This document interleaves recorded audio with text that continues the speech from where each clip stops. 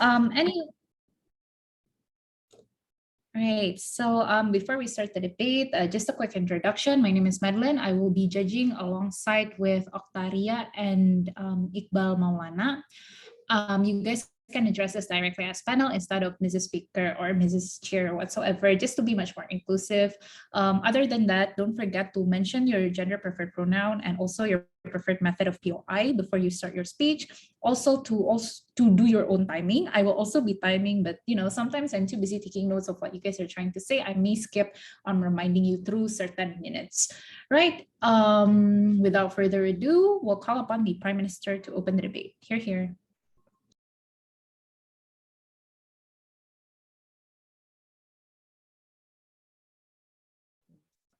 Hi, sorry, I'm arranging my paper and setting up my timer.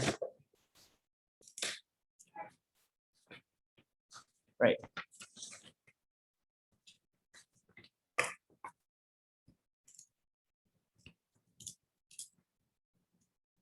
Okay.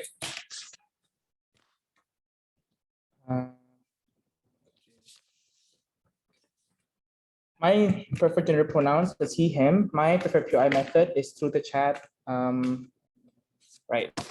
I'm going to start my speech in 3, 2, 1.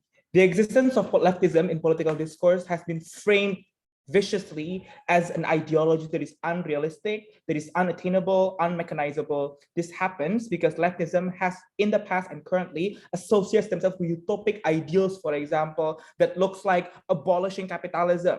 It looks like, for example, abolishing the idea of private property and so on and so forth, right? This is the thing that comes to mind when we talk about leftist ideas, because it's so extreme, it's so radically different from what we're currently able to understand, right? What is the comparative on OG, right? What OG wants is that on our side, we want to focus more on mechanizing values, not just on which one is more right or more idealistic that yields the most benefit. We understand political discourse leads to political, participation. It leads to, for example, creation of policies. We want these policies to be mechanizable as possible, even if the trade-off is it doesn't necessarily solve the most idealistic problem. We say it's okay, right? This looks like following AOC steps. For example, Bernie Sanders talking about leftist ideas like climate change being closely related to jobs, for example, even the idea of jobs in and of itself is not that leftist, but we say it's okay, right? This looks like allowing access for healthcare in Medicare for all, for example, allowing access to education while also giving the ideas of, okay, everyone will have to pay more tax, by explaining then why people in power historically, profited of the system. That's why it's important for them to be taxed. So the world in OG looks like explaining the logic behind it and explaining, for example, why this motion, why this political policy is actionable, what are the impacts, for example. We're also sacrificing several of our leftist ideals, right? I think this debate needs to exist on a framework that leftist ideals currently are progressing, right? Bernie Sanders having momentum of almost being president, a nominee of Democrats, for example, because mechanizing leftist ideas. So we need to capitalize on that existing trend, and opposition then needs to talk about why we need to revert back, for example, to the utopic ways of leftism on the past. Before I move on, any POI? CO, cool. Yes. From closing opposition, I think that when you frame it as a utopia, you can also make it as something that is feasible with the Overton window. I'm going to talk about why that is inherently not true in my argument currently, right? So first things first, why is leftism, utopic leftism is unpalatable, right? First things first, we think that leftism ideas are previously not popular, right? Why is it not popular? Because one, it's very hard to comprehend. People are not able to subconsciously subscribe into utopic leftist policies like what CO might bring, for example, like abolishing private property, because it is radically different from the world and reality they're accustomed to right now, right? This looks like you, for example, someone who might not be exposed to social justice ideas, for example, if you are being asked to give out all of your private properties, for example, it is inherently hard, even if you want to mechanize it, okay, that kind of thing is achievable in the proper overtime window, because, for example, it will allow everyone to start in ground zero, for example, allow everyone to be able to have fairer access for everyone, so on and so forth, right? it's hard even for those who do not have much, because it has been already entrenched in their brain, in their values. For example, this is something that they believe to be right. This is how the world works, right? I think what needs to be underlined here is that people do not have that kind of capacity politically to understand and grasp, for example, these particular ideas. They're complicated, right? Utopic ideals are uniquely hard to be understood, exactly because you need to forget everything you know, learn something new, even the step-by-step analysis. It's also hard, right? Second, this is harmful because it is easy then for people to just dismiss the values when leftist values when it's utopic, right? Because people would just say, oh, it's just imaginative, for example, it's utopic, it looks fictional, for example, like the dystopian books that I read, and so on and so forth, right? People are not able to associate those particular things with the reality they're living right now. That's why, for example, people do not want to enter political discourse that has utopic leftist values to begin with, thus making it super unpopular to not be able to gain traction, right? But three, people don't relate to it because people feel like politics needs to be something that is based upon not just the degree of benefit, but the likelihood of implementation, right? This looks like you need, this is exactly why moderates win lots more time, for example, than leftist ideals in multiple countries, right? This is exactly because when people want to enter a political discourse, people think first, okay, which one is likelier to win? Which one is going to make sure that my vote doesn't go to waste, for example? And that's also the kind of narrative that's been bombarded by media, by pundits, for example, to ensure that your votes isn't being wasted, for example. That's why then the likelihood of implementation, it's more likely to be an important parameter than just the degree of benefit, because people want to go into something that's likely to be implemented, right? So the conclusion then is that one, it's hard to comprehend. Two, it's easily dismissible, but three, it's hard to implement because likelihood isn't there. What's the comparative on OG, right? The comparative is that when you focus on non-utopic leftist ideas like Green New Deal, higher taxes, for example, it's easier to portray the mechanization of it, of how it looks like, right? Because even though the degree of benefit is not as big as opposition, but the likelihood is bigger because it is more likely to be relatable to the people on the ground, right? Currently, for example, Green New Deal is getting likelier and likelier, for example, because it's being portrayed as, okay, this will give people jobs, for example, because people would get jobs in these particular, like solar panel workers, or this looks like people being able to be entered into CDC, for example, to ensure there's watchmen for all of these green technologies and so on and so forth, right? The breakdown of the mechanization is broken down into things that is relatable to people, making it more likely, for example, to understand the language of capitalism or whatever, right? This creates, so the effects is that people understand the step by step, and thus people are more likely to join into the discussion on the leftist principles because people then understand that, okay, it's related to me, right? But second, it's also good because when it's not so huge and so humongous, the ideas, people are able to actually criticize it in a way that's understandable to them, because then people can understand, okay, I don't understand private property abolishment, but I understand, for example, the idea that rich needs to pay less, for example, because I pay taxes, for example, I want to get the benefits of those taxes, and therefore I can criticize, for example, because it's A, B, C, D. Even if they don't understand to subscribe to the particular values, the engagement of political discourse exists because people are likely to see it as something important, right? But thirdly, even on the best case of opposition, political participation will be low because you as a politician will be seen as overselling your promises, because you cannot, for example, abolish private property, you cannot abolish capitalism. It's hard for people to trust you again. Very hard to propose.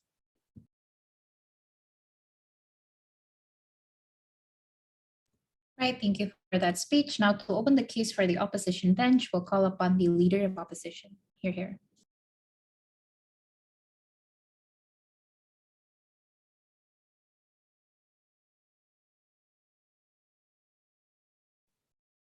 Am I audible?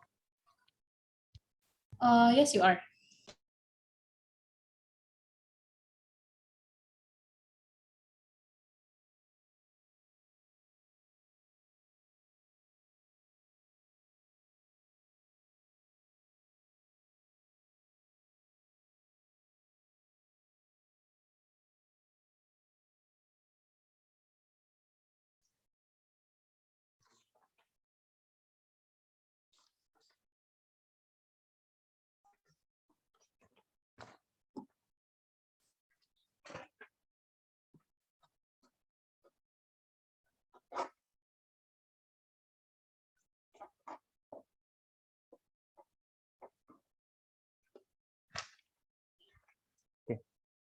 I'm going to take POI from chat, from CG preferably.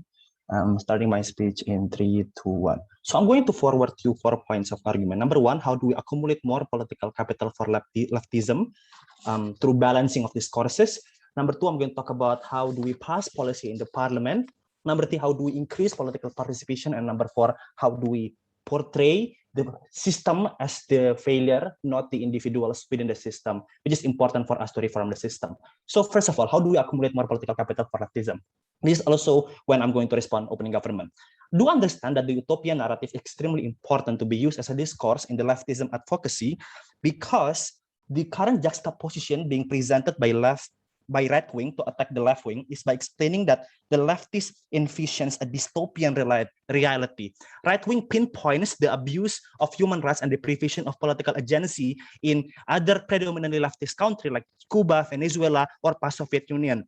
Right wing puts fearmonger to the people into believing that we are going to be surrendering a lot of our properties without any return if we succumb to leftism. Right-wing push advocacy that the environmental regulation pushed by the leftism will take jobs in coal mining industry that is significant in American society right now. What does it mean? Two things.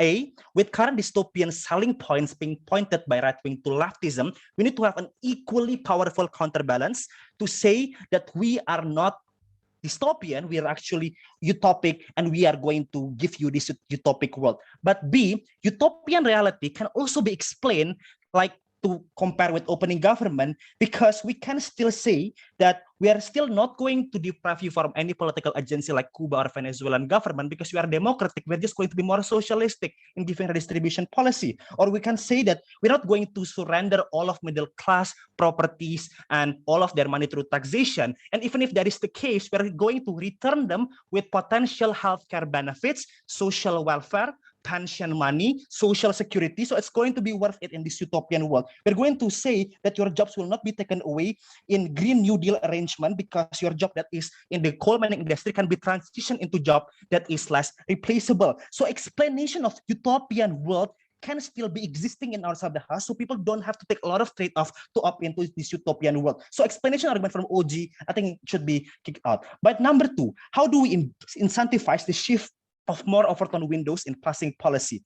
We do understand opening government that utopian reality is good, but we also agree that it is impossible to abolish capitalism or have 100% tax rate for the top 1% or middle class surrendering all of their properties, because this policy will not be passed anyway if that's too extreme, because they have the opposition coming from the centrist and the right wing. But we need to still be utopic in our advocacy, because we need to force them to take our best case scenario in the first stage of the compromises, middle ground discussion, and this political horse trading. Because if we have this best case scenario in the first part of our discussion to the other centrist or right-wing political parties, eventually we're still going to be forced to compromise, but at least we are on the middle ground and we still have a lot of leverages, because we are still on the kind of leftist spectrum in the final outcome of this policy. How does it look like? This looks like Bernie Sanders and AOC pursues a utopian Green New Deal policy, even though it's being rejected by Bernie Sanders, the centrist, but Bernie Sanders adopts some of this utopic policy like carbon taxation or draconian taxation that Bernie Sanders want to have is being rejected by the Joe Biden, but but he adopts policy like increasing minimum wage. Canceling student loans of Bernie Sanders is being rejected, but at least now see Joe Biden have 15,000 discounts of these student loans.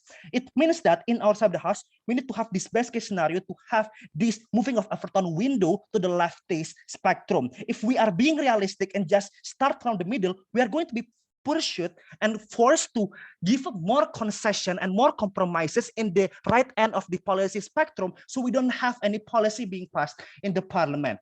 That's argument number two. Number three, how do we increase political participation? So there are three things here. Number one, I think that I need to disagree with Elgard, because utopian reality is actually being liked by a lot of individuals. They don't actually like capitalism, because a lot of people currently perceive and experience problem like income inequality. In COVID-19, they don't have enough safety net, but the top 1% is always accumulating more capitals. There's a problem of climate changes. There are a lot of problem of people being offered work with minimum wages. So they actually will buy into the narrative of this utopian reality that we are going to sell to them. But number two, Elgard said that we are overselling the policies, but that is not the case. We are actually giving them hopes that democracy can still work for them. The problem on their side of the house is they are being realistic. Okay, they're going to say like, sure, we're going to give you some of the economic benefit, but probably not that much. If that's the reality that Uji wants to have, you don't have a lot of people joining the election process, joining the democratic process, and come to ballot boxes. That's the reason why a lot of like the voter turnout in African American community and in the poor communities are very low, because they don't trust the democratic system, because they believe the democratic system wouldn't give them anything meaningfully and significantly. If we actually propose this utopian reality, we are going to tell them that we can help you, but you have to have this democratic optimism to go to the ballot boxes, not just being abstention, but actually voting for leftist political party. That is how we can win the election with more constituents in our side of the house. So that is the reason why we can win more elections, getting more political capitals and more voters in our side of the house. But lastly, how we can create more portrayal against the system, because in our side of the house, when we want to have utopian world, we are going to create a perception that all actors in this current capitalistic system need to be giving a lot of utopian reality. This is why we expect a lot of corporation to actually give CSR, to give a lot of social welfare protection for the workers, right? Because there's an expectation to be utopian. In their side of the house, if you cannot say that the world is not utopian right now, who are you going to blame? It's not going to be the system, because the system needs to be utopian. You're going to blame the individuals that currently live in the system. You're going to tell the poor people deserve to be poor because they are lazy. You're going to tell a lot of middle class individuals to just always overwork themselves, always mentally pressure themselves to give the best in the workplace, not giving a lot of portrayal to the system and the big actors in the economy that is currently not giving utopian world. On the side of the house, you deflect this criticism for a lot of big actors in the economy towards individuals that are innocent. It means that you don't have a lot of justification to pass a lot of redistributive policy, because middle class and poor are being perceived as deserving of their suffering. That's the reason why our 4 arguments win the debate.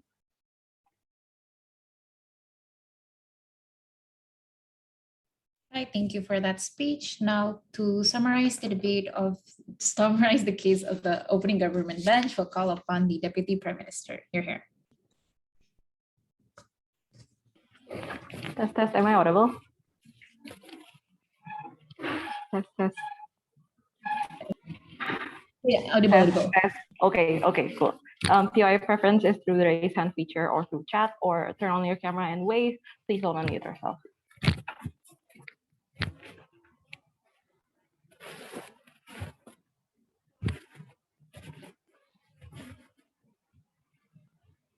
Starting my speech in 3, 2, 1. Exactly the preemptive that we gave in UNPM regarding how there is progress in terms of how people see leftists is exactly the reason why I don't think OO urgency stands, right? When they talk to you about fear mongering because of the bad portrayal of socialist countries, that's something that is no longer relevant under the basis of 3 responses, right? First of all, people have the ability now to research what happens and weigh what happens on their own, right? God bless the journalists for exposing what happens there. There is a coup, there's foreign interference, for example. There's other hands, for example, like big oil funding, for example, bad government and helping like the corrupt political parties and what happens, right? This is exactly why we think that even if we want leftists, we think that it should be on the basis of people like gaining and consenting to agreeing with these ideas on their own. It's not that bad regarding how that happens, right? But second level why is because people understand and that different areas has different culture, and therefore leftism is implemented differently in very many different areas, right? I don't think that people are very much interested regarding what happens in Cuba and Venezuela right now in comparison to how interested they were back then, exactly because they're much more interested in how the Democrats are planning on implementing leftism, or at least moderate leftism, in the current status quo, right? I don't think that in the past, like what AOC has done right now is going to be sustainable in the future. I think that what you have to answer right now is exactly how you're going to mechanize it in the current status quo, because jargons and rhetorics are not going to last in long long time. I think people are going to be a lot more sensitive in terms of like criticizing and checking how these politicians are bringing out their current policies, and I don't think that it's going to work. But third reason why this is no longer relevant, because right-wing propaganda is shooting themselves in the foot and losing a lot of credibility, right? Talking about how, for example, a lot of right-wing channels and a lot of right-wing media are being criticized for being too propaganda or too conspiracist with their theories, right? Talking about how they're going to pull like reasoning out of their foot, and people simply don't believe in it anymore, right? That's why we're able to win as the Democrats in the last election. That's the reason why Biden won, is because these rightists are becoming more and more irrelevant because they're pushing for some sort of utopia that people cannot see and do not feel like it's being implemented on the ground, right? I say we give them a much more realistic portrayal of what's happening on the ground. This is why we don't need to like stay with utopism. We think that maybe that harm is relevant if this debate happened last year, but I think that we need to talk about in the current time frame, the current momentum. That's why we answered the most important BOP within this debate. I'm going to extend to two things, right? First of all, the long-term harms regarding how you're going to decrease political participation, something that OO never managed to explain because they only managed to explain the harm right now. But second of all, I'm going to explain regarding why this is going to create a good discourse, even in the very worst case, people do not subscribe to leftism on our subjects, right? And the first extension regarding how we're going to decrease, how they're going to decrease political participation, right? Understand that politicians are an extension of democracy and are meant to be built on the basis of trust, right? Every statement that they make and every policy that they're supposed to propose is supposed to represent two parts and two pillars of democracy. The pillar of accountability, in which they should be able to fulfill all the promises that they make. That is to say that you're not, if you say like we want healthcare for everyone, you're not only supposed to say that, you're supposed to say things like, oh, we want Medicare, you have to pay this much, we are going to tax you this much, this is the limit of the services that we can give you, right? You need to give them something realistic, otherwise you're going to overpromise because people believe like you're going to extend no matter how they want to imagine it, right? But second of all, you need to be representative in the sense that you're able to give statements that the people consent for you to be given, right? That is to say that you need to be true to your constituents, but you also need to be true to your fellow political party members, right? I think that these kind of elements are missing once you give utopic explanation, right? Because leftist utopia is something that's unattainable. This is something that was conceded by OO, right? But the reason why this is going to be bad is because it's unattainable on three things. First of all, it is prone to failure because there, for example, there are going to be some that are going to be unfulfilled because they're prone to externalities. They're prone to, for example, lobbying and all these other things. The reason why this is bad when you fail is because when you build trust and when you build a constituents on the basis of trust, and it's not moderation, but it's utopic trust, because it's something that's built on utopic trust, on people's feelings, on people's hopes and aspirations, it's going to be super fragile, right? The moment you don't fulfill them, people feel distrust and disappointment, not only towards the current reigning government, but also towards future politicians, right? That means that the harm is going to be super long lasting. People are going to become less likely to engage in politics at all, bad political participation. This is going to be harmful in three ways. First of all, it's going to ruin democracy, something that both sides of the house, like no matter whether you're leftist or rightist, something that people consent and agree on building all together. Second of all, it's going to take extra effort to regain trust in your next election. So even if you do get the harm, even if you do get the benefit of people voting for you for one term, it's not going to be sustainable because people are more likely to criticize you and scrutinize you in the next term, right? But third of all, once people do not believe in the government and once people do not believe in such a utopic place where they can feel safe, they are prone to ideas of radicalism. They are prone to joining things like terrorism and also so on and so forth, right? That is all to say that even if you do have the benefit of people trusting you for a while, it's going to be very short term. There's no likelihood analysis regarding how you're going to achieve all the other benefits, right? But second, let's talk about the worst case, right? We don't only have to talk about the leftists, but we also have to talk about how then we're going to create a better political landscape. I think that it's much better because people are able to criticize a lot fairly once you disassociate leftism with utopia, right? Because in the current status quo, the discussion is super polarized, it's super harmful, right? Noticeable. Wait, before 6, then if CO has any POIs. Yes, I don't necessarily think that politics is always about efficacy, because the prerequisite for a policy to become efficient is that if there's an extreme version of it that makes it unrealistic, to make sure that the policies beneath it sounds more compelling and sounds more appealing for people on the ground.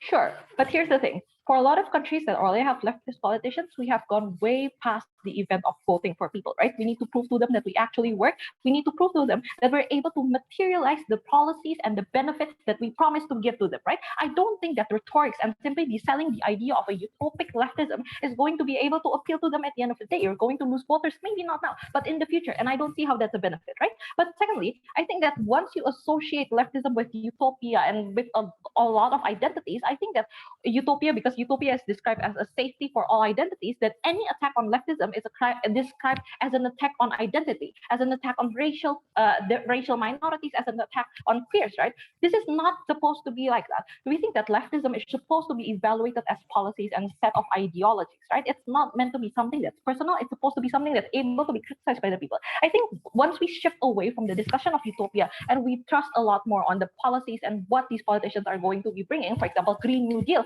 we should be able to criticize that as is, without it as being taken as an attack on a lot of people's hope and aspirations, right? I think that we're able to have a lot better discourse, because then you're going to be able to tackle the problems regardless of whether or not you identify as a leftist, right? That's a benefit for everyone we win.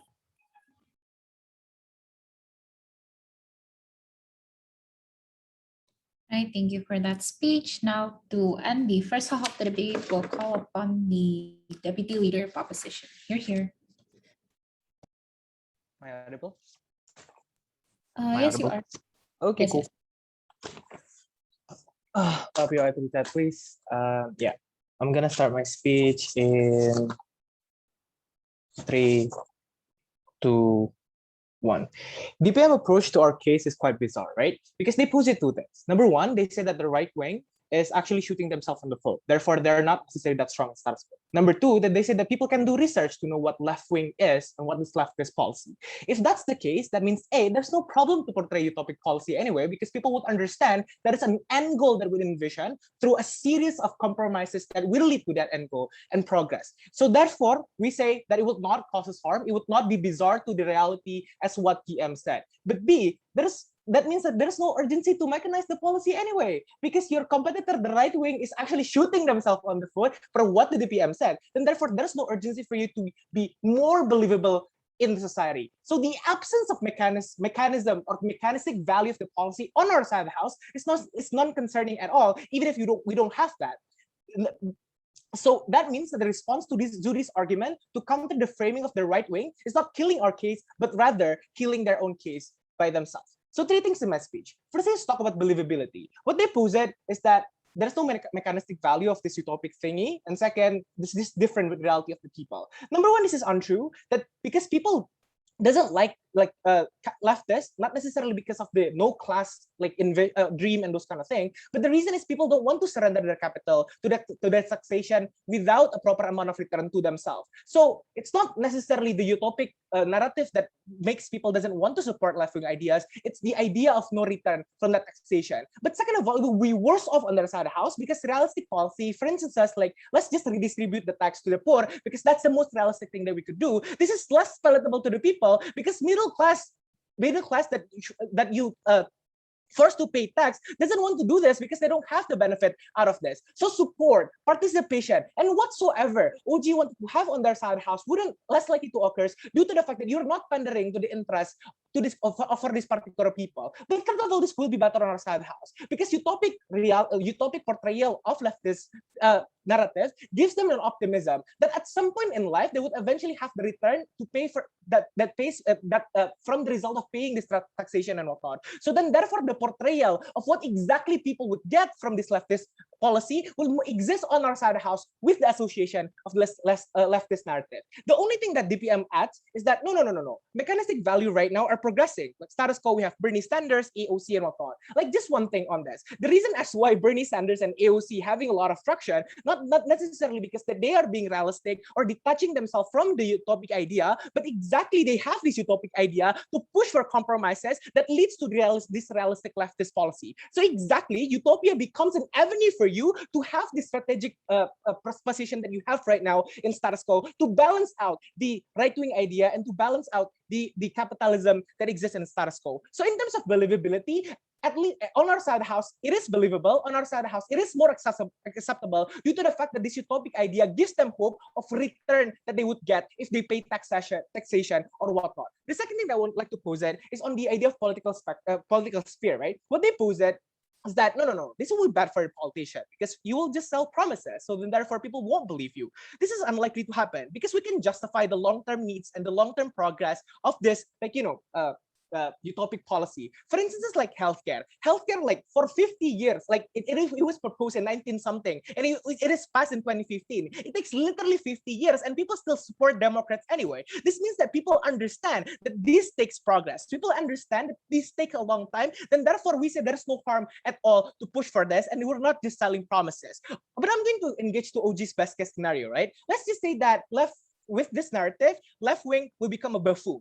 that we will become the extremists and whatnot. Why then this is fine, but even better on our side of the house. Because this empowered the centrist politician that exists in the status quo. The reason as to why we have Biden right now, it's because Bernie Sanders is being an extreme supporting and countering Trump's radical right? So basically, if you wanted to have policy that are, more centrist, more realistic, Biden becomes a way, or like centrist politician becomes a way, because these are the people who are willing to compromise. These are the people who are willing to cater to both party and to find a middle ground, how to execute policy. This is exactly why, even if you don't have, for instance, a massive taxation, but at the very least we have a subsidy to have infrastructure from the tax cut in Trump's era, for instance. That means we need to sell an extreme policy and a buffoon policy to make the moderate counterpart of this left-wing policy to make sense. So when both of the end of the spectrum in the political sphere doesn't make sense because they're too extreme to talk about tax cut and to talk about free education, we said that the centrist becomes a pillar or becomes the savior of the day, and therefore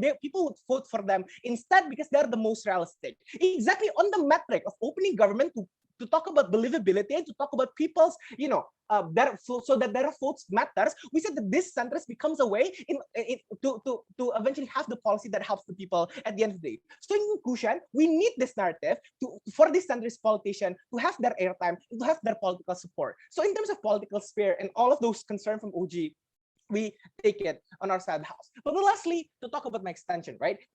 Even if let's just say that we don't necessarily have any benefit of policy, then that's fine, because we're going to balance the political discourse. Because the inevitable fact is that the current political discourse within is dominated by capitalistic idea. Capitalism is on the full-fledged on the status quo, right? They have free market, they have tax cuts, they have full private control.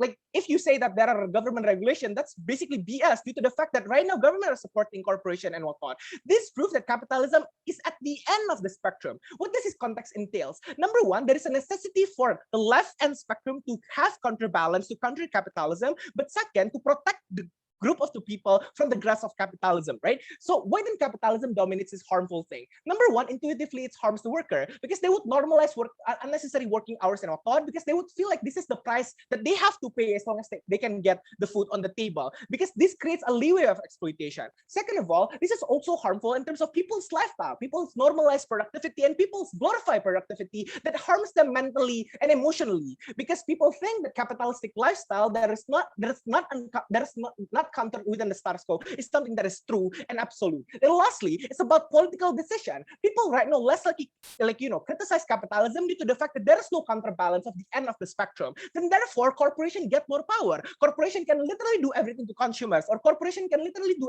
everything to exploit the nature and exploit the people because they have the power, because people like corporation because it's being normalized. On the flip side, at least with the end-to-end spectrum counterbalance, what we will have is that more criticism. Sure, we would not have policy on our side house, but at the very least, we minimize the harm of capitalism. We have net good as opposed to net harm that exists in opening government. Very proud to oppose.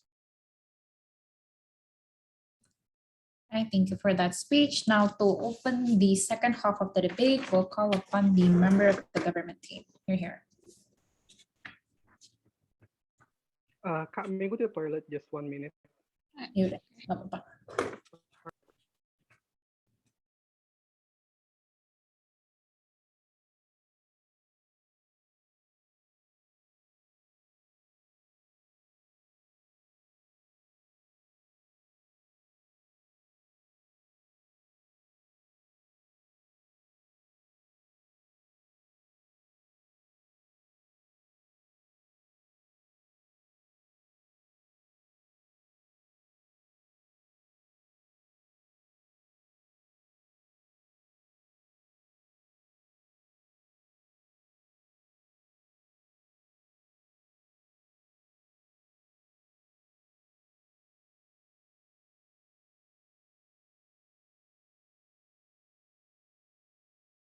Hi, Ka, I'm back. So sorry.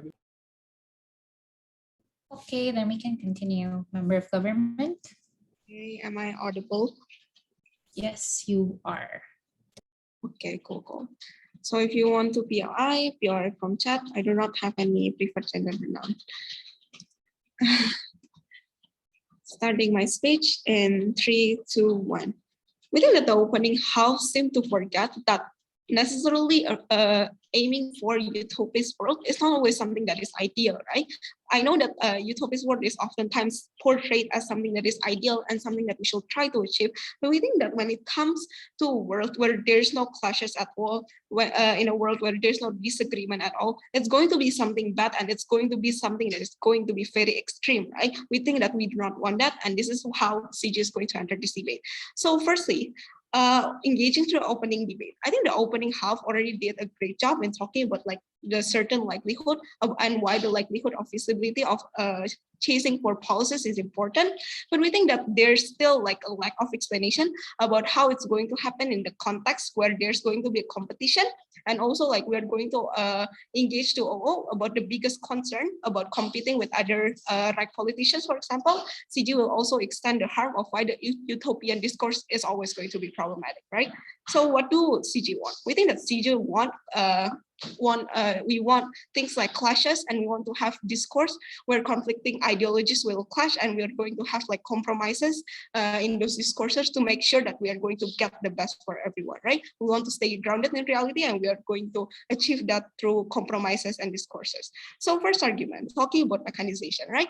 We think that when it comes to like about in the current political climate, we think that we have other politicians that's going to go against us, and how are we going to deal with that? So firstly, how does political discourse have to look like? We think that political discourse firstly have to be realistic, right? The moment you start to aim for like showing something that is so idealistic and utopic, we think that you're going to be seen as unrealistic and naive, right? We think that it gives you two harm. Firstly, that it's going to cost you a backlash, right?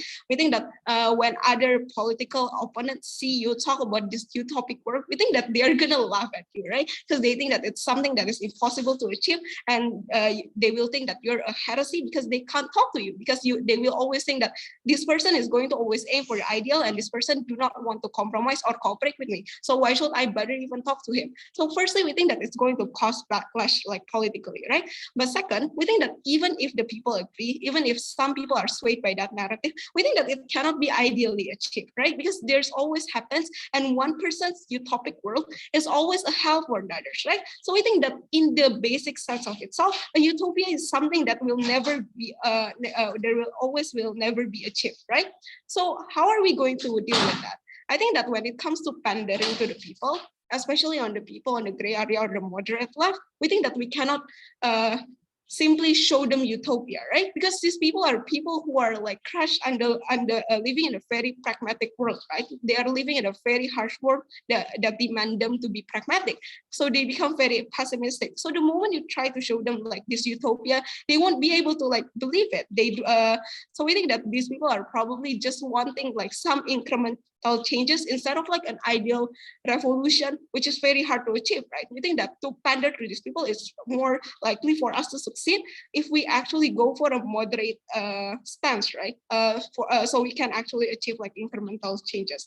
But second, we think that when it comes to making compromise with like crazy opponent from the right politicians, for example, we think that the movement will get a lot of backlash, right? The moment you start to integrate the utopist ideology. Because when you lost your believability, because it's impossible to just like appeal for the people who are already in the radical left and win an election, because at one point you also have to appeal to these people on the right too, right? So we think that when you lost your believability, you become the shame of like the politicians on the right. We think that OO can just simply run away and say that Bernie Sanders is a utopist, because when he aimed for policies like Green New Deal or universal healthcare, it's something that is clearly more than moderate, true, but we think that it's still very far away from left utopia, right? What's more likely in your side of the house is that political discourse will just simply lean more to the right politicians because they are still grounded in reality, right? Because good political discourse is the one that are that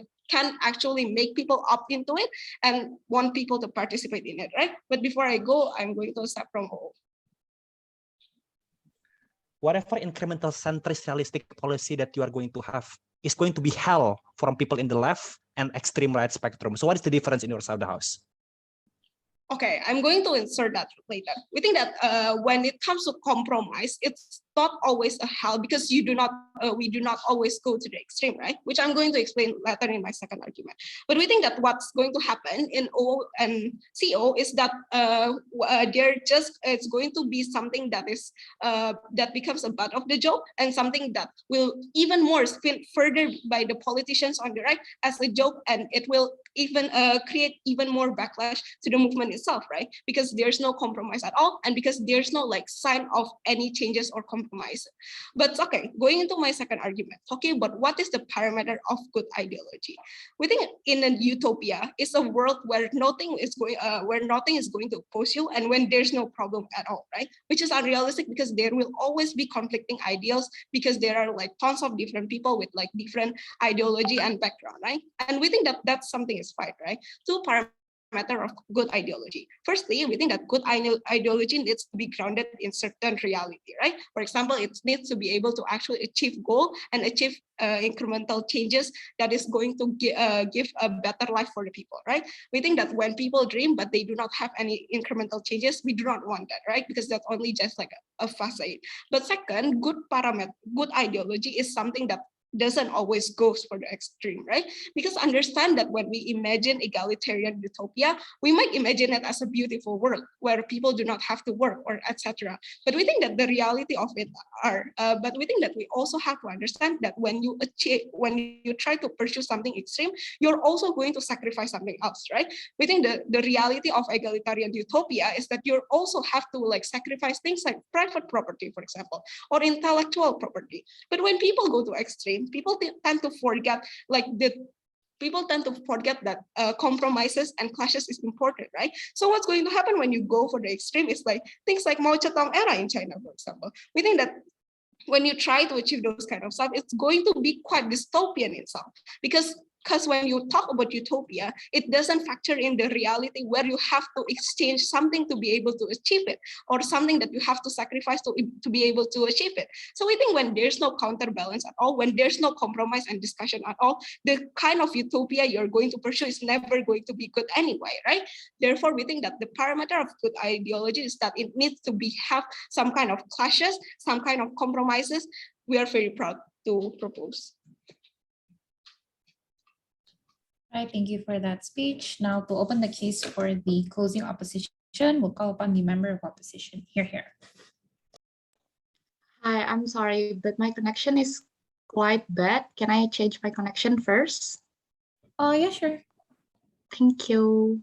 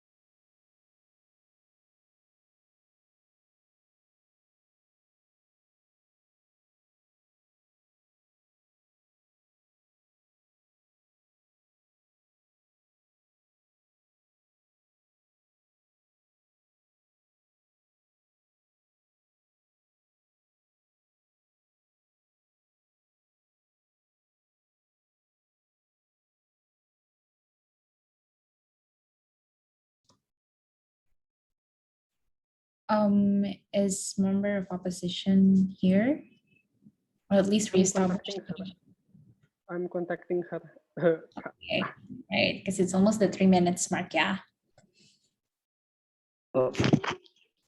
Anyway, while that, can I go to the toilet? Aduh, iya yaudah cepetan.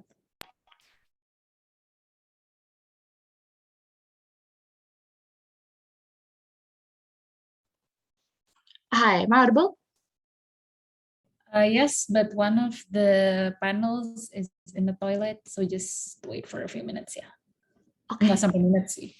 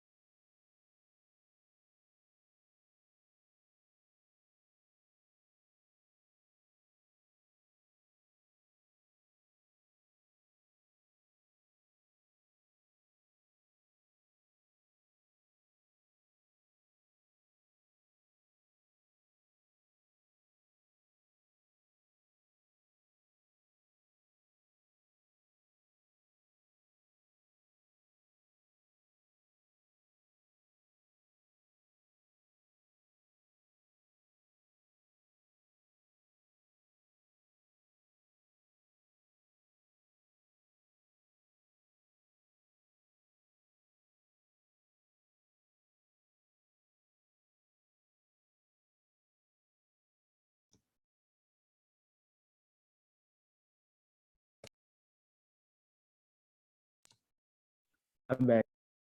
Okay, good. Directly, come on. Member of opposition.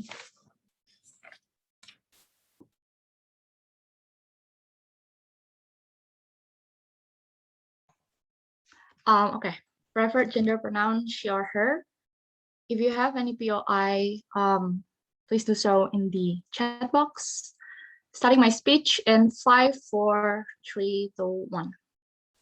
The main purpose of progressive politics is that it exists as a tool to comfort the discomfort and create discomfort for the already comforted. We believe that this purpose can only be done as long as we associate ourselves with utopia in political discourse we're very proud to propose. Let's just kick out the entirety of government bench, right? Because both opening government and closing government places efficacy as their identity, right? They say that integrating utopia and leftism in political discourse is something that is very wasteful because political participation should always be pragmatic and focusing on feasibility. We should focus on realistic approach, right? Instead of pursuing leftist utopia, such as abolishing the police, such as abolishing private property, we should just opt into discussing why we should defund the police, why we should just generate more tax for the rich, for example, that is more digestible for grassroots people. One reason why this is a lost cost analysis, because the prerequisite for this benefit of digestible discussion leading to more participation is exactly existing under closing a position, right? The prerequisite to incentivize people to opt into a more digestible discussion and for compromises to happen and for more participation to happen is when there is an extreme proposal presented to them that makes them uncomfortable, that shakes their safe space. Because exactly like what Elgard said, this utopia concept is very hard thing to digest, and that is not a harm. That is a benefit that will incentivize people to opt into a discourse that they understand more, that they feel comfortable more, right? This extreme utopia is what push people to do what Kesia wants people to do, right? To research about how to defund the police, about how to give more tax to the rich and why it is beneficial, for example, right? These things that are easier to understand, things that are comforting because it does not necessarily question all their stances from scratch, for example, right? This is exactly why Tolstoy and Leopold says that utopia and leftism or liberalism can either be a tool towards a genuine utopic scenario of a brand new world, or it can be a tool that can effectively become our way of improving society. We agree with government bench that the first goal of creating brave new world might be impossible, but it is important to be the precondition for the second metric to fly, to improve the society in a realistic way. This is the prerequisite that is going to be presented by closing up a session, right?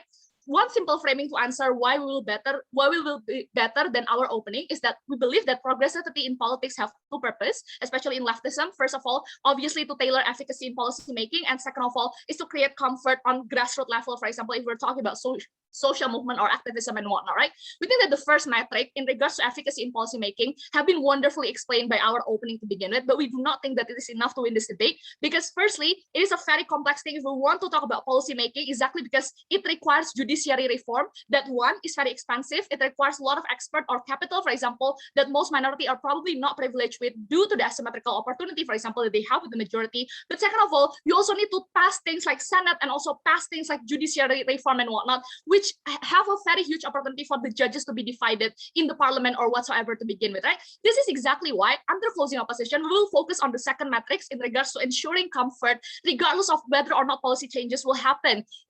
Policy changes will happen in short term to begin with. Why then we will still be able to cater the most vulnerable minority, for example, by providing comfort through Utopia, and why this hope and this faith is something that is very important to galvanize a sustainable support for progressivity even in the next 50 years, right? I only have one extension and one analysis in this debate, right? Talking about and ensuring all of the worst case challenge that has been thrown by all of the entirety of government bench, talking about the aftermath, why even if the policy changes doesn't happen in short term, for example, why at least with the concept of Utopia, we have this social movement, for example, as a bare minimum threshold to protect minority that can continuously operate under our side of the house, right? When we're talking about leftism and when we're talking about minority, for example, we do not only correlate them with politicians, we do not only correlate them with Republican or Democrats for whatnot, but most of the time we also correlate them with the existence of social movements that supports their mobilization and livelihood as an individuals. That's why we talk about BLM when we're talking about African Americans, for example. That's why we're talking about feminism when we're actually discussing or having a political discourse about women, for example, right? But what you need to understand is that these movements does not exist in a vacuum. It requires constant public support. It requires constant donation and internal commitment from the followers to maintain its supports and also base as a social movement, right? What tools do we actually have when we're talking about social movement? First, we have popular support. This is very important because once an issue becomes a majority issue, becomes something that is very popular, this is the prerequisite for politicians to listen, right? Because politicians always pander the majority, for example, right? This is exactly why BLM try to intersectionalize themselves with laborers, with working class, for example.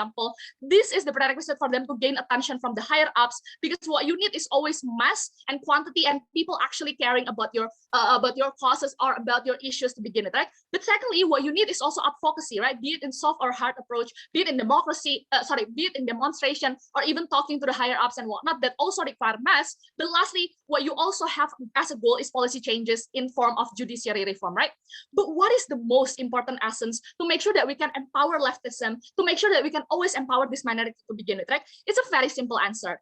Faith, right? No matter how utopic it is, no matter how less of an efficacy of the promise actually is, right? Because what's going to happen under government side of the house, you're probably going to eradicate and erode every faith that minority actually have for leftism to participate in politics to begin with, right? You will probably tell minorities that are experiencing poverty, for example, that free national health service is something that is utopic, something that is unreachable. You're going to tell people that are experiencing poverty that housing and food supply for anyone who needs it is a very utopic, and therefore we as the politician or as an activist will no longer galvanize or even try to talk about it, try to have a political discourse about it. You're going to tell students that are inherently currently burying themselves in student loans, for example, that free education for everyone is something that is exactly very utopic and something that we will not support, for example. You will literally tell laborers, for example, that Green New Deal is not realistic to begin with and whatsoever, right? This resulting into, first of all, majority, which is the opposition, for example, can simply frame all of these narratives as something, as you giving up as an activist or even as a politician, right? You confirm their bias, right? They can simply tell, I told you that it's never possible to do all of these things, right? Why bother opting into leftism or whatever it is? But most importantly and most severely, this also will influence all of the internal followers that you have. All of the people that already empathize to you will also lose internal faith for you, for example. This is going to be very sensitive, trigger warning. For example, you're going to tell an African American that has their family, for example, being violated by police officers, that the one place that they can actually call home, which is leftism, which is this social movement, for example, is something that are not going to be able to defend them, to actually lower the threshold and power that police even have to begin with, right? This is very dangerous because this is exactly why the participation at government bench will never happen, because people are already skeptic when you're only creating moderate and overly realistic stance to begin with, right? In comparison, under our side of the house, right? We believe that under our side of the house, efficacy exists, but the prerequisite is that faith that will lead to participation, right? We believe that if there is a belief that abolition police is something that is possible, for example, you give people faith to go to streets, for example, to march, for 10,000 people to march for BLM in front of the Capitol, for example. Yes, we do not abolish the police overnight, but at least we achieve Breonna Taylor law, right? That is literally the mechanization of efficacy the government bench have already been throwing to us. But even under our side of the house, even if we do not necessarily create any policy changes that matters like Breonna Taylor law, we still say that it is something that is very important for you to create comfort and also faith for this minority, even for the next 50 years. We're very, very proud to oppose.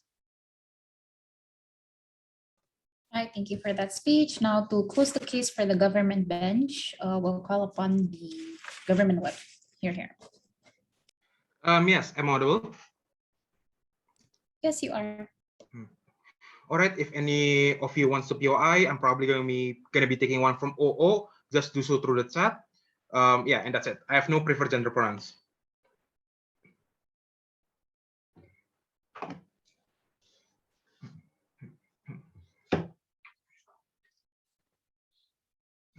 All right, I'm gonna be starting my speech in 3, 2, 1. I'm going to do several things in my speech. Firstly, I'm going to rebut CO and minorities debate regarding minority, etc. Secondly, I'm going to talk to you and rebut the opening opposition about how they actually want this political narrative to actually create change, and they actually want this to actually be a just opposition and counterbalance to this dystopian narrative. And I'm also going to rebut this thing about how these people actually want changes of like utopia because they are sick and tired of the capitalistic world they are living right now. So firstly, let's talk about protecting minority that's coming from CEO, ladies and gentlemen. I do not get why this is something that we can also achieve under government side and cozy government, right? Because notice that their argumentation was basically because we are actually going to tell the Black African American, for example, if we cannot actually change the police and we cannot actually provide them healthcare for the poor, for example, ladies and gentlemen, we're basically going to like disenfranchise these individuals, ladies and gentlemen, right? I think that they're taking a very extreme case for under our side of the house, because notice that under our side, it's not like we are absolutely not going to take risks at all, ladies and gentlemen, because thinking like risk still exists. That is to say that the future policies which we are actually wanting to create for these minorities still have a certain degree of uncertainty, for example, ladies and gentlemen. But the difference is under their side of the house, the standard of uncertainty that they're going to take in this utopic world, for example, is so extreme to the point it's ludicrous, ladies and gentlemen, right? There's to say they actually want to abolish all private property, for example, ladies and gentlemen. They actually want to abolish all forms of oppression and class system, for example, ladies and gentlemen. There's obviously not going to be possible, ladies and gentlemen, right? But the thing is, we're also still going to actually still give comfort to this minority in a form that's actually quite digestible for this minority to begin with, ladies and gentlemen. That is to say, we can still give incremental changes to certain area in the Rust Belt, for example, in the US, and we actually give those particular most vulnerable individuals the health care they need and the stimulus that they actually need, for example, ladies and gentlemen. We can actually do the things that we're actually doing right now in the Democrats, for example, where we actually have moratoriums on eviction and moratoriums on student loans, for example, ladies and gentlemen. They can actually still be pushed, although it's not that long, can actually give these people a certain sense of relief, ladies and gentlemen. This is important because the characteristic of minority is usually they're used as a political tool by politicians by giving them lies, ladies and gentlemen, right? There's to say a lot of politicians in the past actually tell these minorities that they can actually fix all their problems, ladies and gentlemen, right? And they're trying to give these particular minorities a hope that is actually unattainable in order for them to actually vote for this particular politician. So minorities right now have a more tendency to actually not vote for a political party that is most utopic because they're being misused and mistreated by politicians in the past using like utopic narratives in the very beginning, ladies and gentlemen. So giving them a more realistic policy first is a step-by-step analysis as to how we can actually cater to these minorities and give them more comfort there. I think that they're going to be offended under closing opposition when they're trying to be fooled into opting into this utopic ideal that most likely they will also know it's not actually possible at the end of the day, ladies and gentlemen. Don't treat them as that, right? So secondly, let's talk about entire opposition bench, right? Basically, the opposition bench about how this is going to be used by the right of justice position or narrative, for example. You're talking about how they actually want change, about how this actually going to create more discourse, for example, ladies and gentlemen. Along the way, I'm also going to tell you, or I'm also going to create the deadlock, break the deadlocks that are existing in opening government and open opposition by actually telling you constructive analysis as to why most likely opening opposition already loses debate. Firstly, the thing that opening opposition tells us, ladies and gentlemen, is most likely this is going to be used as a juxtaposition. That is to say, they're going to counter the narrative coming from the right. That is to say, the dystopian narrative, for example, ladies and gentlemen, right? But the way they actually try to frame this, ladies and gentlemen, is by saying that the Green New Deal is actually not going to give you like many lost jobs, for example, ladies and gentlemen. And they also try to frame that you are not going to lose many jobs in a world in which we are going to create in this utopic world, for example. This is an extremely low burden coming from opening opposition, right? Because their burden is not just to tell why Green New Deal will actually not create job costs, because obviously it will, but they also have a burden to actually tell you why most likely destroy the entire capitalist system as a whole, which is their burden noticing in the context that ladies and gentlemen, is something they can actually provide and fulfill to you, ladies and gentlemen, right? But even if they actually take that burden and tell them it's a legitimate burden, ladies and gentlemen, most likely exactly they're going to fall into the trap of the right wing, ladies and gentlemen. Notice about how the examples that Judy gave you about Venezuela, etc., that the right wing is using right now. Exactly, we're going to be falling for that because the narrative that the right wing is actually using right now. Exactly, if you pursue utopia too much, you're going to pursue something like Venezuela, for example, ladies and gentlemen. You're going to become those things because those countries are exactly the socialist countries that are so far left that they are actually going to utopia. There is actually hell for every single individual, ladies and gentlemen. So exactly you're going to fall into that trap, right? But secondly, ladies and gentlemen, that doesn't mean that the other narrative doesn't exist in the status quo. Most likely, if you're trying to perceive this utopia and trying to create this utopia, you're most likely also going to get backlash from the right wing, as I said before, but you're also going to get backlash from professors and other academicians, for example. They think that this is something that is obviously not systematic and not applicable to the country at young ladies and gentlemen. But number three, most likely this is going to create animosity towards the people, right? Because notice that the right wing right now can use this as a rallying, right, for the gray area people to actually attack the left, ladies and gentlemen. Because notice the gray area people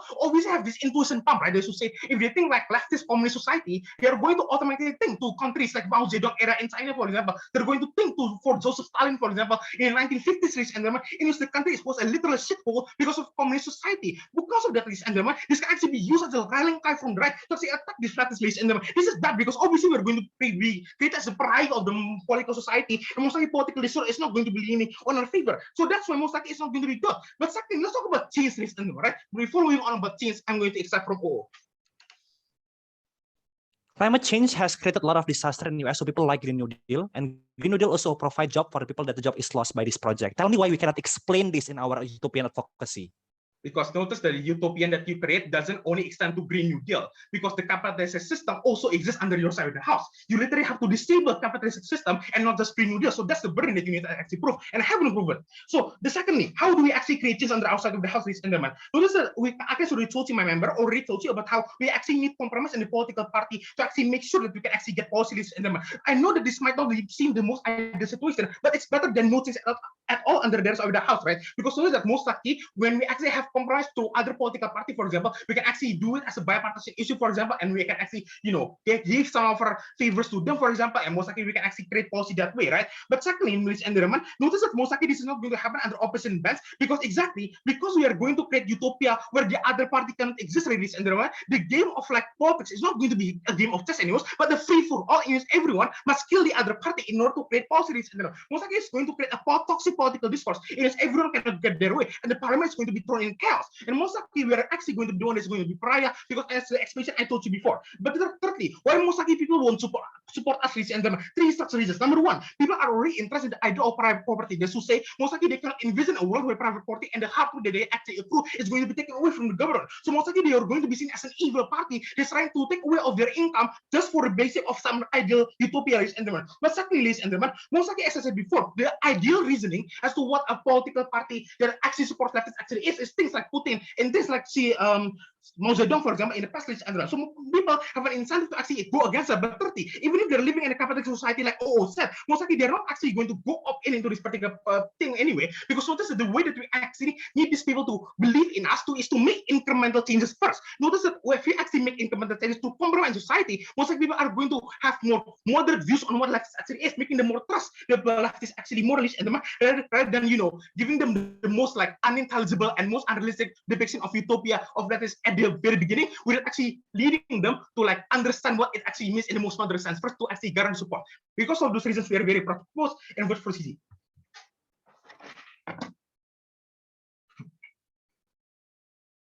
Right, thank you for that speech. Now, to end the entire debate, we'll call upon the opposition vote.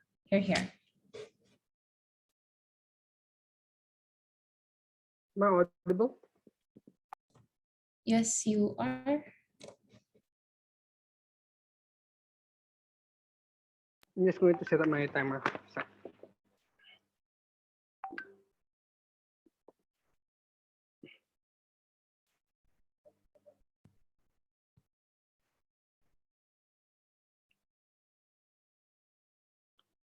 My gender preference is he or him. My gender preference is he or him. POI, please do the chat. I'm gonna open up my Google Docs first for the first rebuttal and whatnot, but I'm going to head back. So yeah, but please don't spam for it, and yeah, don't. I'll just check my.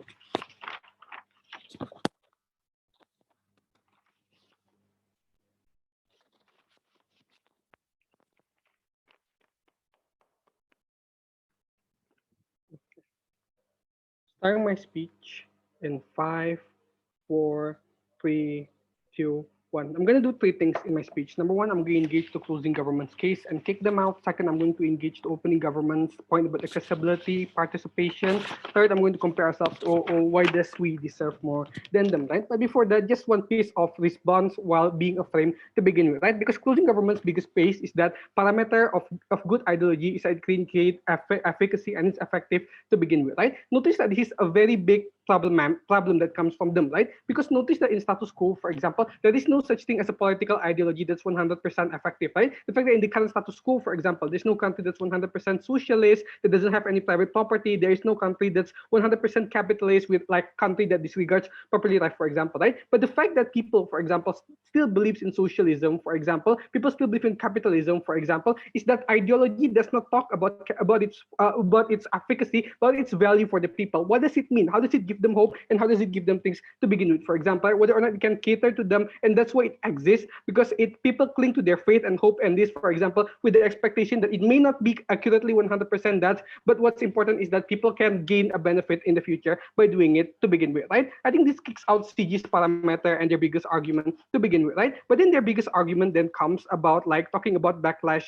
to begin with, right? I don't get why this is an exclusive harm, right? Because notice, for example, on closing government, you will be attacked anyway, for example, right? You'll still be taught, for example, that your policy, for example, is bad for the Republican constituents of the country, for example, and whatnot. It means that, for example, when you're talking about right-wing attacks and whatnot, for example, it still exists on closing government, for example, to begin with, right? I think that what makes closing government fails then in comparison to the other benches, for example, is the inability to prove their own burden, for example, right? The inability to prove why compromise and closing government will be good in the end of the day, for example, right? They talk about how, for example, they want to have clashes and whatnot, for example, but what is the utility of that to people, for example, and why, for example, those compromises will be good, right? Because we posit in closing opposition that these compromises are going to be very tokenistic. It's not going to satisfy our constituents anyway, for example, to begin with, right? But then they talk about false hope and its evil, for example. Number one, we think that, as I explained before, I think that false hope is needed because it's what drives people to move forward and fight for this ideology to begin with, for example, right? That they hope that one day this could be contained, for example, and that's how we keep the trend of leftism alive in the future to begin with, for example, right? But number two, in the worst case, closing government never really be comparative, right? As to why, for example, when you do realistic promise, but it's not going to be good for the people themselves, what would the people stick in your status? What would you people stick, for example, in the political discourse, right? Why would they, for example, when they realize that it's useless and the compromise does barely minimum things for them, for example, that it doesn't do any alleviation, why would they opt in? I don't get why their case can fly, right? Let's engage to opening government, right? I think the fact that let's talk about accessibility, right? Because opening government's argument is that people don't want to opt in because it's not understandable, right? I don't think this is really the case, right? Notice that number one, this is contradicting stuff, right? The fact that Algar and Kezia, for example, shows to you that we're living in status quo where like socialism, for example, is getting more popular, shows to you that there's more incentive and there's more platform for you to be able to opt in and join in the discussion, for example, to learn more about socialism, for example, to begin with, right? That's why more journal is open and people opt into discussion. But number two, I think the discourse is more likely to happen on our side of the house, right? Because notice when you become radical, for example, when you scream out like radical things, for example, it's more likely for it to be noticed by people because it's very catchy and radical, for example, right? Because we capitalize on their anger, right? We capitalize on the fact that they are unable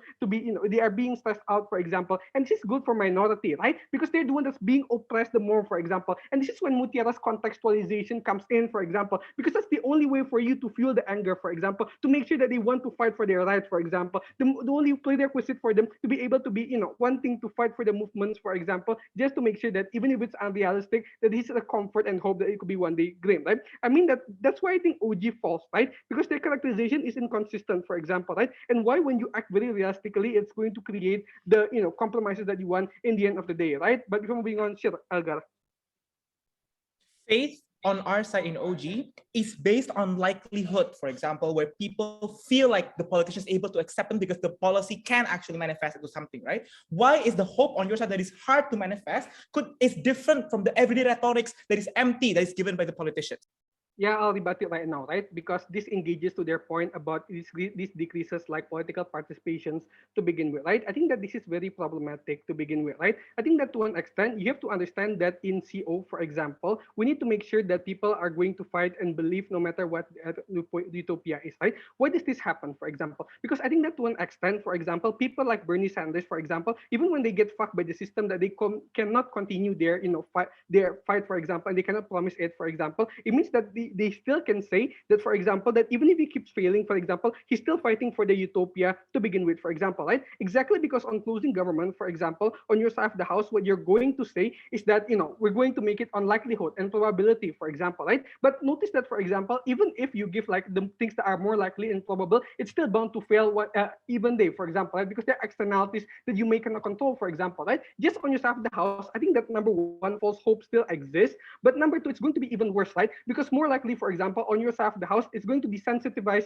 people, for example, that's going to be able to happen on your side of the house, for example, right? Because notice, for example, maybe the concept of gay marriage may be arbitrary, for example, in the 1960s, for example, but it's happening in the 2000s, for example, right? This is why on the bare minimum on the Delta, for example, we need to make sure that people believe and fight for it, no matter how utopia the struggle is in status quo, for example, right? That maybe the Green New Deal may be utopic now, but in 20 years it can happen as long as there's people have faith in this current utopia and participate to begin with, right? So I think that debunks their case, for example, right? Because hope, for example, may manifest on the side of the house, but it's brittle hope. On CO, when it's untested hope, for example, people will fight on in 40 years and 50 years, even if the policy doesn't exist now. Their case hinges literally on their own probability of success, which is not explained to the fullest by OG and CG, right? Lastly, compare ourselves to OO, right? I think that OO's benefit, for example, and can only win this debate if they can prove the current policy changes, for example, which we don't think is the case, right? I think that policy changes is full of personalities and whatnot, for example. On closing opposition, we take a much more worst case scenario that maybe, for example, policy changes does not opt in now, for example, but at least what you can gain is people's participation and their ability to fight on for their rights and gaining comfort for 40 years, for example, right? In the sense that, for example, how you gain masses, for example, in the 40 years, for example, to make sure that your thoughts of leftist utopia discourse could still exist in the next 50 years and whatnot, for example, right? This means that most likely, for example, things like national health service, that you want to implement in 50 years is more likely going to happen if the society changes, becomes more progressive, and is able to opt in. If the discussion of this utopia is still there, you're going to throw that away on government, for example. So very proud to oppose.